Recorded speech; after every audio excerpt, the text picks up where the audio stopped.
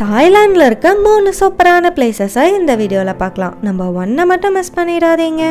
Number 3 white death temple. தாய்லாண்டில் இருக்க ஒரு முடிக்கப்படாத புத்தர் கோவில் தான் இது.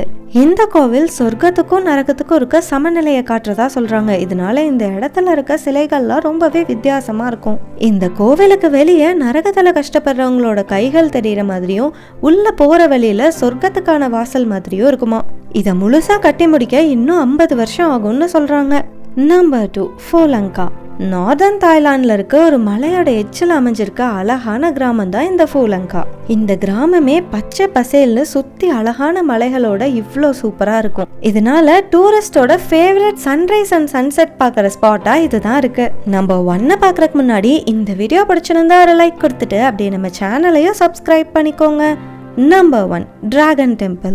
இதுவும் தாய்லாந்துல இருக்க ஒரு ஃபேமஸான புத்தர் கோவில் தான்.